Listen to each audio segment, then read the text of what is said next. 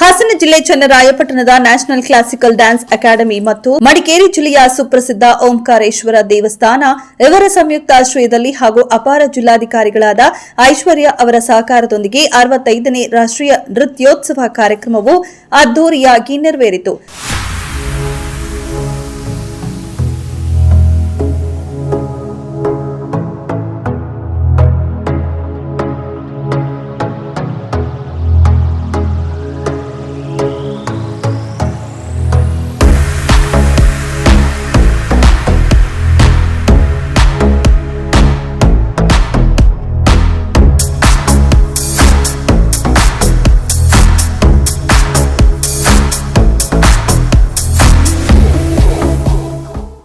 ಎರಡು 2017ರಲ್ಲಿ ಸ್ಥಾಪಿತವಾದ ರಾಷ್ಟ್ರೀಯ ಶಾಸ್ತ್ರೀಯ ನೃತ್ಯ ಅಕಾಡೆಮಿಯಲ್ಲಿ ವಿಶ್ವದಾದ್ಯಂತ 24,000 ಕಲಾವಿದರ ಸದಸ್ಯತ್ವವನ್ನು ಹೊಂದಿದ್ದು, ಶಾಸ್ತ್ರೀಯ ನೃತ್ಯಗಳನ್ನು ಪ್ರೋತ್ಸಾಹಿಸಿ ಬೆಳೆಸುವ ಉದ್ದೇಶದಿಂದ ಭಾರತೀಯ ಸಂಸ್ಕೃತಿಯಲ್ಲಿ ವಿಶೇಷ ಸ್ಥಾನಮಾನ ಹೊಂದಿರುವ 8 ವಿಧದ ಶಾಸ್ತ್ರೀಯ ನೃತ್ಯಗಳನ್ನು ಒಂದೆಡೆಗೆ ಸೇರಿಸಿ ಭಾರತ ರಾಜ್ಯಗಳಾದ ಕೇರಳ, ತಮಿಳುನಾಡು, ಆಂಧ್ರಪ್ರದೇಶ, ಮಧ್ಯಪ್ರದೇಶ, ತೆಲಂಗಾಣ, ಕರ್ನಾಟಕ ಸೇರಿದಂತೆ ವಿವಿಧ ರಾಜ್ಯಗಳಿಂದ ಭರತನಾಟ್ಯ ಕಲಾವಿದರುಗಳು 5ರಿಂದ 60 ವರ್ಷದ ವಯಸ್ಸಿನ 75ಕ್ಕೂ ಹೆಚ್ಚು ಪ್ರತಿಭಾವಂತ ಕಲಾವಿದರು ಹಾಗೂ ನೃತ್ಯ ಗುರುಗಳು ಭಾಗವಹಿಸಿ ತಮ್ಮ ಕಲೆಯ ಪ್ರದರ್ಶನವನ್ನ ಭಗವಂತನಿಗೆ ಸಮರ್ಪಣೆ ಮಾಡಿದರು. ಭರತನಾಟ್ಯವನ್ನ ಕಲಿತಿರುವ ವೇದಿಕೆ ವಂಚಿತ ಕಲಾವಿದರಿಗಾಗಿ ನಡೆಸಿಕೊಂಡು ಬರುತ್ತಿರುವ ಈ ನೃತ್ಯೋತ್ಸವ ಕಾರ್ಯಕ್ರಮ ಕೇವಲ ರಾಷ್ಟ್ರ ಮತ್ತು ಅಂತಾರಾಷ್ಟ್ರೀಯ ಮಟ್ಟಕ್ಕೆ ಸೀಮಿತವಾಗದೆ ಜಿಲ್ಲಾ ಮಟ್ಟದಲ್ಲಿ ರಾಷ್ಟ್ರೀಯ ನೃತ್ಯೋತ್ಸವವನ್ನ ಆಯೋಜನೆ ಮಾಡಲಾಗಿದೆ. ಇನ್ನು 65ನೇ ರಾಷ್ಟ್ರೀಯ ನೃತ್ಯೋತ್ಸವ ಕಾರ್ಯಕ್ರಮವನ್ನ ಉದ್ಘಾಟಿಸಿದ ಮಡಿಕೇರಿ ಓಂಕಾರೇಶ್ವರ ದೇವಾಲಯದ ಕಾರ್ಯನಿರ್ವಹಣಾಧಿಕಾರಿ ಶ್ರೀ ದೇವರಾಜು ಪಿಎಲ್ ಅವರು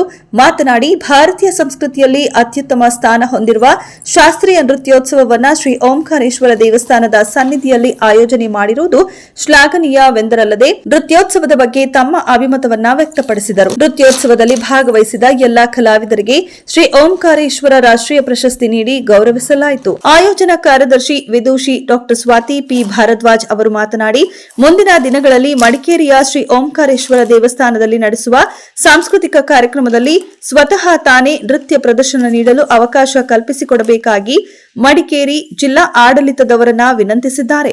ಬಂದಂತಹ ಎಲ್ಲಾ ಕಲಾವಿದರಿಗೂ ಹಾಗೂ ಪೋಷಕರಿಗೆ ಶ್ರೀ ದೇವರಾಜು ಪಿಎಲ್ ಕಾರ್ಯನಿರ್ವಹಣಾಧಿಕಾರಿಯವರು ಊಟದ ವ್ಯವಸ್ಥೆ ಮಾಡಿಸುವುದರ ಮೂಲಕ ಕಲಾವಿದರನ್ನ ಗೌರವಿಸಿದರು.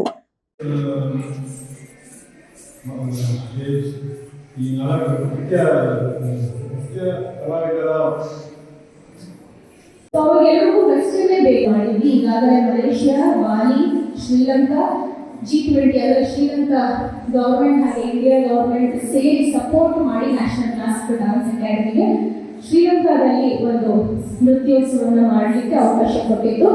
ಹಾಗೆ ಮಲೇಷಿಯಾ, ಬಾಲಿ, ಶ್ರೀಲಂಕಾ ಹಿಡಿದು ಬಹಳಷ್ಟು ಭಾರತದ ಎಲ್ಲ ಜಾಗಗಳಲ್ಲಿ ನಾವು ಅಷ್ಟು ಕೂಡ ನಾವೇ ಹೋಗಿ ರೆಡಿ ಮಾಡಿದ್ದು. ಆದರೆ ಈ ವೇದಿಕೆ ತುಂಬಾ ಡಿಫ್ರೆಂಟ್ ಅಂತ ಹೇಳಕ್ ನಾನು ಇಷ್ಟಪಡ್ತೀನಿ.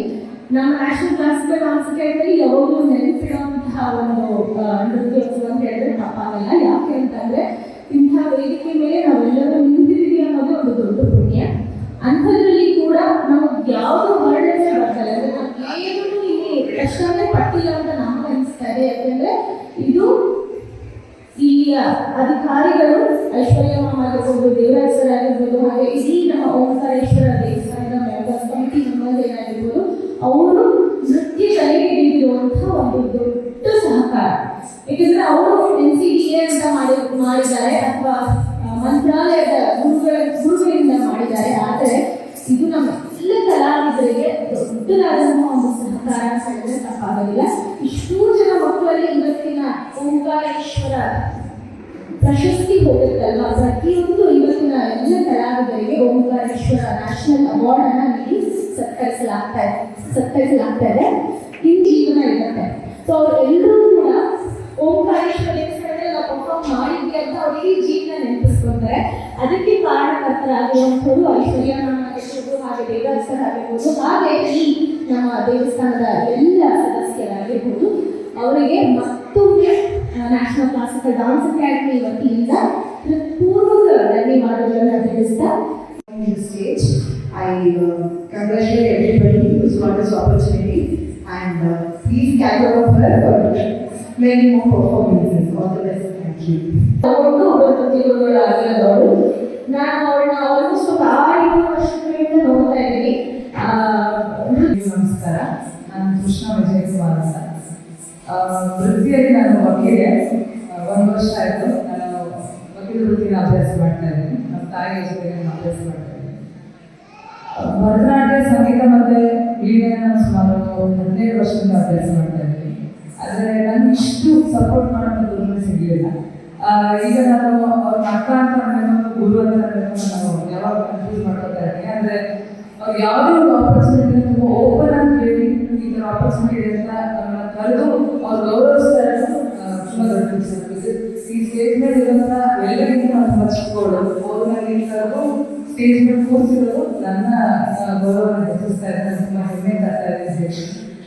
ಅವ್ರು ಹೇಳಿದ್ರು ನಾನು ತುಂಬ ಆಪರ್ಚುನಿಟಿ ಕೊಡ್ತೀನಿ ಸ್ಟೂಡೆಂಟ್ಸ್ಗೆ ಅಂತ. ಅದಕ್ಕೆ ಮುಖ್ಯ ಕಾರಣ ಇದೆ. ಸೊ ಹಾಗಾಗಿ ನಾನು ಎಲ್ಲ ಥ್ಯಾಂಕ್ಸ್ ಸ್ವಾತಿಯಲ್ಲಿ ಸೇರಬೇಕು.